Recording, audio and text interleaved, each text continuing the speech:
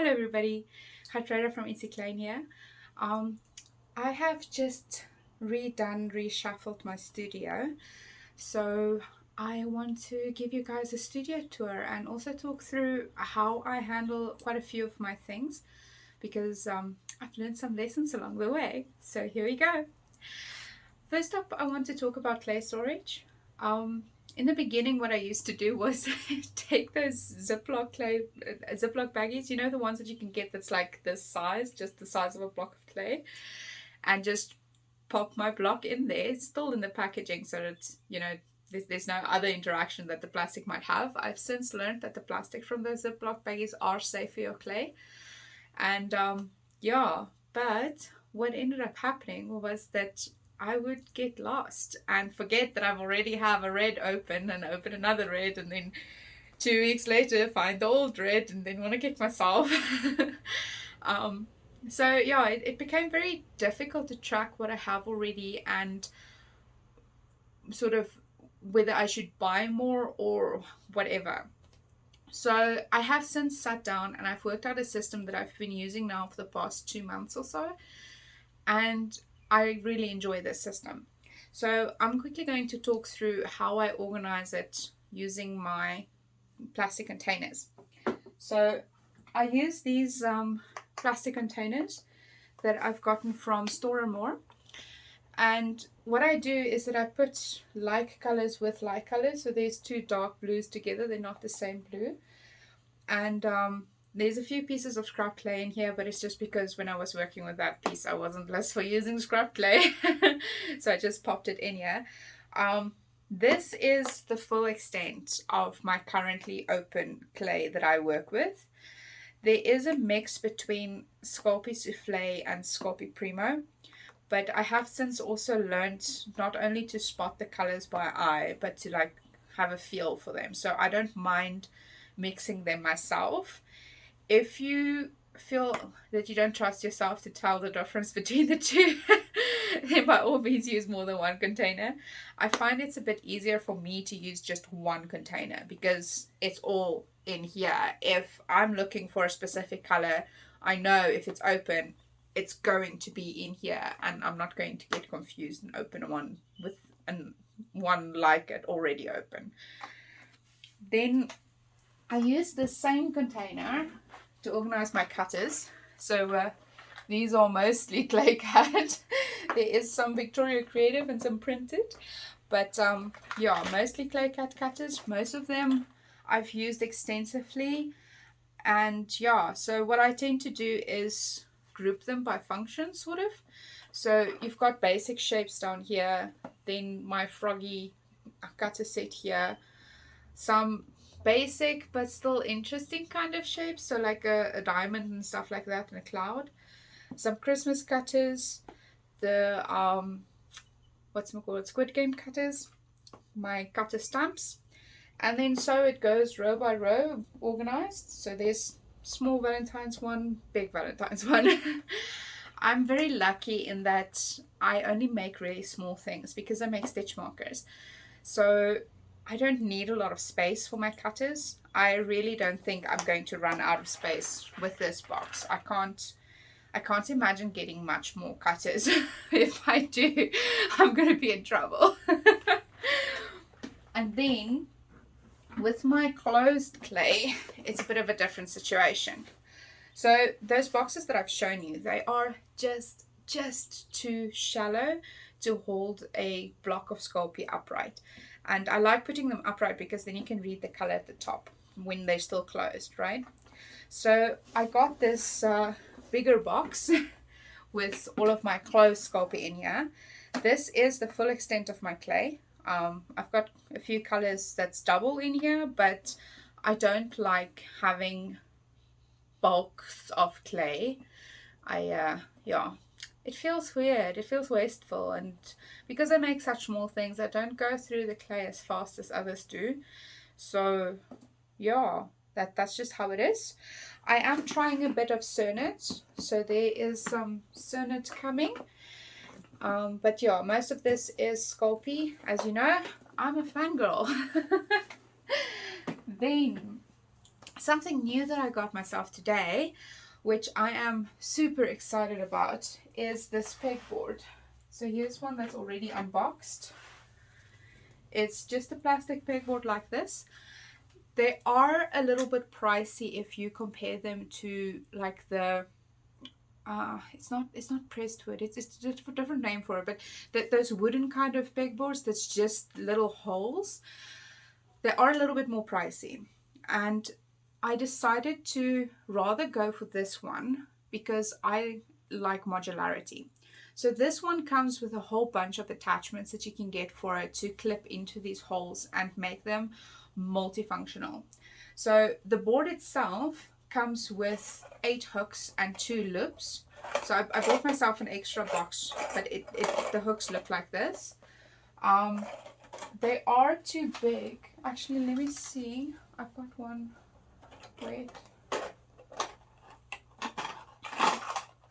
So the hooks are a little bit too big to go through just a normal punch hole on a card. I had a card here. There we go. So this is my punch hole. I've got one of those single ones. So I know that this hole is slightly smaller than a normal punching hole would be. But the hole is a little bit too small to go through with these hooks. So just bear that in mind. I did not expect that to be the case. I was fully expecting to be able to hang my cards on here with just a normal hole. So I'm not sure whether I should maybe try a normal punching like hole maker thingy. I think I could, but yeah, I'm still going to experiment with that and find a way that works. But in terms of the attachments that you can get for it, you get this shallow sort of bucky thingy that it's got these 2 clippies, and let me just hold this right side up. And then you could just slip it in, push it down, and it clicks into place. So now you've got a little shelfie that you can put little bippies and boppies to keep it off your desk, keep it a bit cleaner. So apart from this flat and shallow one, which by the way you can take off and put on as many times as what you want, which is why I'm going for this rather than another solution, because I think that other solutions is a little bit harder, even if they do have these little attachments for them, because these ones, the bottoms are flat, so you can absolutely go and use it as like a normal bucky on your desk. You also have this sort of pen holder type one that has just one clip at the back, and it works in much the same way. You do get a bigger pot for it. So it's a 12.5 centimeter diameter pot, so that would be about yay big. That's meant as sort of a planter pot, but I think if you have bigger components, that would be really ideal for keeping it. But you know, it's a klein, small things, yeah. So yeah, I need to go and put this panel up there. The holes has already been made. Hubby made them for me. I can do the rest by myself, luckily. And yeah, I'm very excited to start using this system. And that is pretty much everything I want to talk about just sitting here. So I'm going to go and shift you guys over to be overhead on my desk. Oh, speaking of overhead, if you are interested in doing videos, tutorial style videos, the way that I do them, I've got this thing that I got on Takealot. I can't remember the exact name for it. I think it's an overhead boom or something like that. But it's got this attachment that you slip onto your desk and screw so that it sticks. And then you can stick your phone into this side so that you have that perfect top-down view. So if you guys have ever heard a click or a clack on my videos, it's because I'm shifting this thing about and the springs sometimes click. But yeah, this thing works absolutely fantastically. It folds up, very compact to pack away if you're not actively using it. And yeah, best 250 rand I've ever spent, I'm telling you. There is more expensive options out there that's more meant for professional cameras, but I'm not there yet. I'm just recording on my phone. So yeah, and now I'm ready to shift you guys to be overhead on my desk so that we can talk about how I organize those things. All right, here we are at my desk. This tile needs to be cleaned after the drilling just now. But speaking of, this is the tile that I used to work on. This is a normal ceramic floor tile. I got it from Leeroy Merlin, and I tried getting a design that is as plain as possible. You do get plain white ones, but this one was when I bought it on special, and I don't want to lie to you guys, but I think I bought 8 tiles for about 200 rand, somewhere there. And I've been using the same tile all this time, but if you were to do a lot of work and have to shift around a lot, because these tiles are such a large surface, which I absolutely adore, it does mean that you can just pick them up, move your stuff, carry on with life. So I would really recommend to get yourself a nice big floor tile. You can also get samples from like Builders or CTM, or I think even Leeroy Merlin would sell you a sample. I just am a very fun person and I dislike talking to people, so I bought a whole box online. So enough about the tile. I do have smaller tiles as well. These little boobies, these I bought from Leeroy Merlin, and as you can see, I use them mostly to store my scrap clay. Oh, sorry for that click with my rings on the tile. I use them mostly to store scrap clay. It is also very convenient if you want to shift things around, because they are very small, very portable, very easy to just pop something on here, let it sit without having to leach into paper or something like that underneath. So if you need to store something, this is also a really good solution. Then I have 3 cups on my desk. It is now 3. It used to be 1, because I used to just jam everything into this one. So this one is a handcrafted pottery cup that I got from a market. I absolutely love it to pieces, but because it's just 1 cup, things tend to get lost. So very often on my videos you've heard me looking for a brush or a ball tool or a sum. So now I have made the decision to have 3 cups. I have a brush cup and a ball tool cup. I'm looking forward to see how this works. I'll keep you guys posted, but I really think that it's going to be working great. Then I've spoken in one of the groups about my areas of organization, and this is how it essentially works. So I have a bucket. This is my general tools bucket. So typically the wet wipes goes in here, my rollers, my blades, a little bucket here with my micro cutters, a little bucket here with my most used cutters, my perspex plates for pressing and modeling on. I have a little ruler just in case, and then my bead rack that's sitting here permanently. I use this very infrequently because I've started baking beads just straight up on paper. So yeah, this is the general tools bucket, and when I'm done I just make sure everything is at least in the bucket. It might not be as neat as what it is right now, but it should be in the bucket. This one I usually put to the side because this is general tools, so I tend to use it a lot, so it needs to be within easy reaching distance. Then I have an infrequently used tools bucket. So this is where my soft pastels lives, my stripe cutter from Lily Clay Cut, and then I have for these roses that's left over. I still need to make some tins with them. An additional ceramic bowl. These things I absolutely love. Have a look at your local homeware supplier stores. They usually have some form of this. I have, I think, 8 of them, and I feel like it's too little. So get them. They're great. And then also my silicone mat that I resin on, and a backup thermometer if my other thermometer that literally lives in the oven breaks.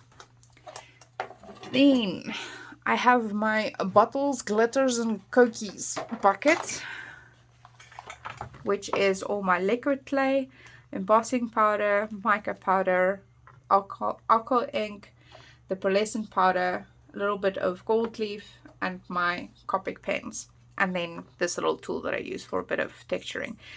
This is a brush that you can get from a teddy supply store.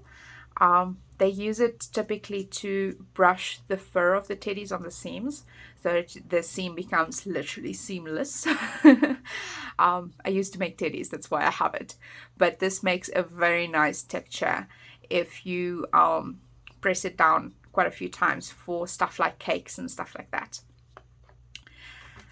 And then my secret weapon is this. Let me just take this one off.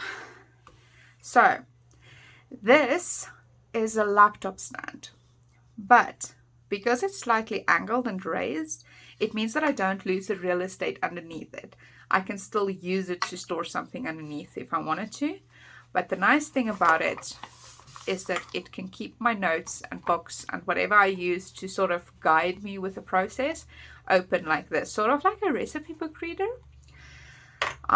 This ruler just lives on here because I frequently need to measure stuff, and yeah, and I know where this one is.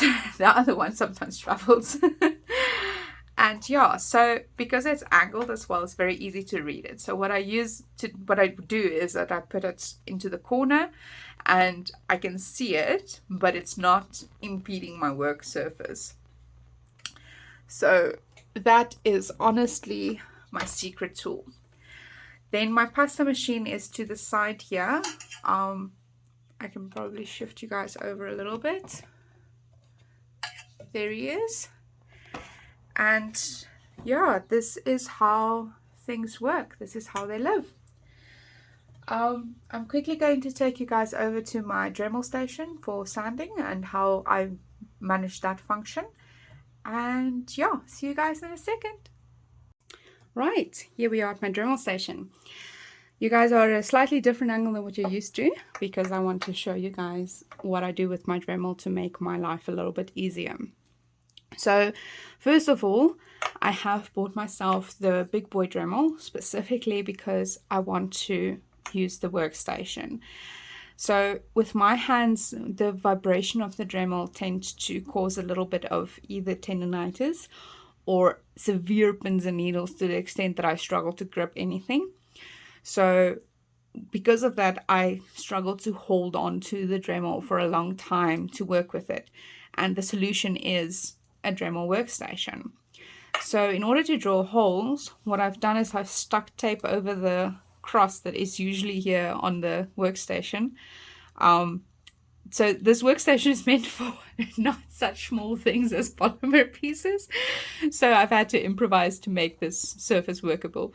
It does need a little bit of tape refresher there, I see now. So when it's on, you can draw holes simply by using it the way that you use a draw press, by pulling on this lever and letting it go down and go back up. The added benefit of this is that you have a perfectly straight hole, guaranteed every single time. And I absolutely love that. There's nothing that irritates me more than a skew hole. Then the thing that I really love about the workstation is that as soon as you're done drilling and you're ready to start sanding, you simply turn it sideways. Can you guys still see? Yes. You simply turn it sideways, and now when you replace the drill bit with your sanding disc, it means that you now have effectively what they call a lathe. So you can just hold your piece and work with it this way.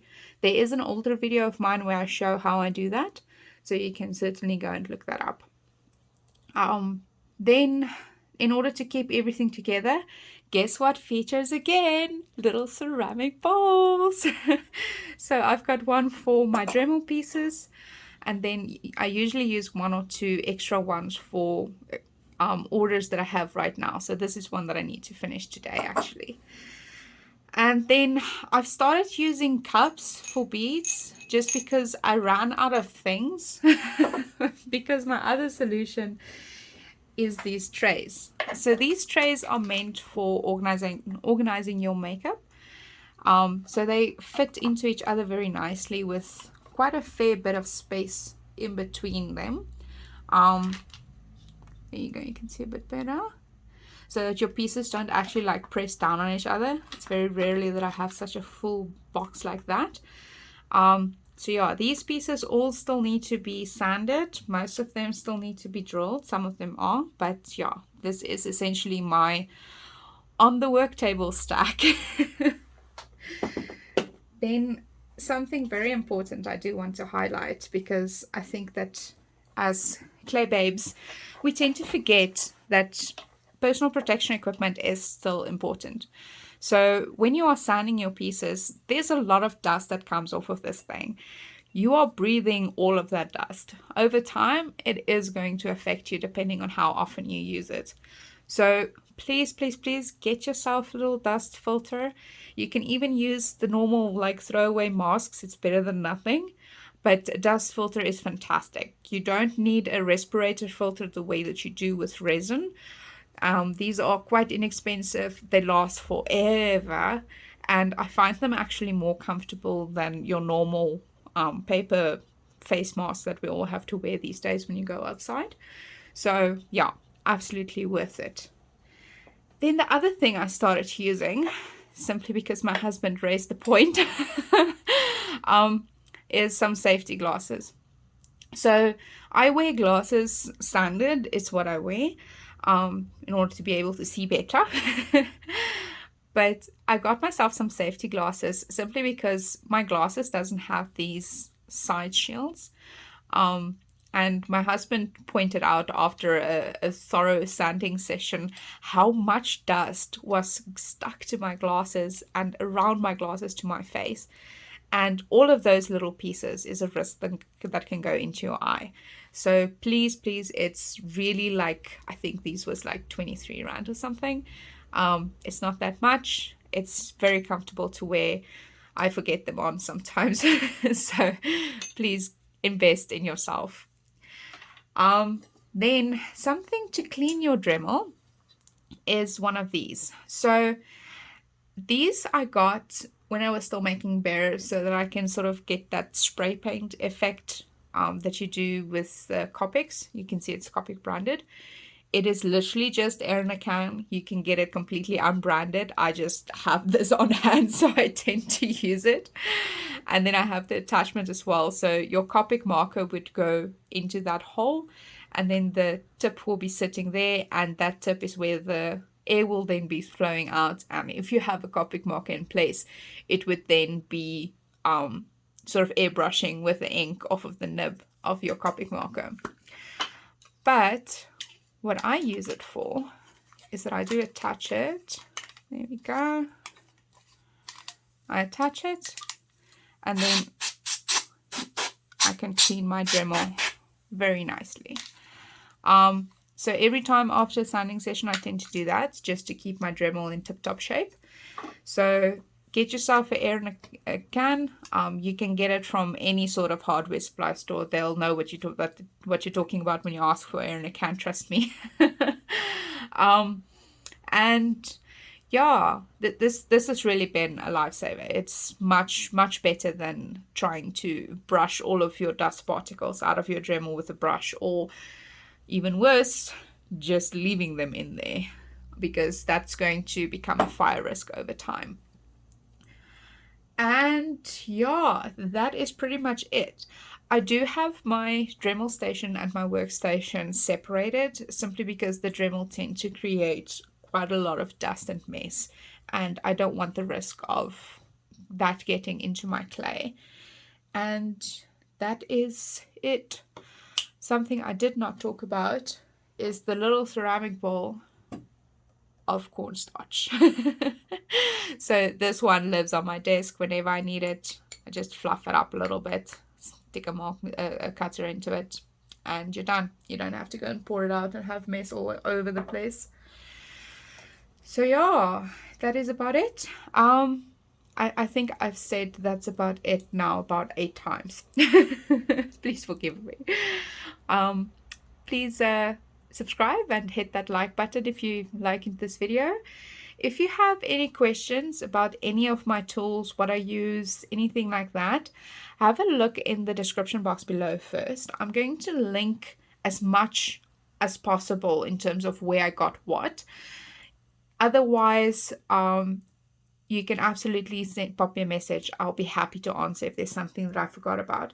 Most of the plastic related stuff was from Store and More. The rest is all bits and bobs from everywhere. So yeah, thank you for watching. Bye.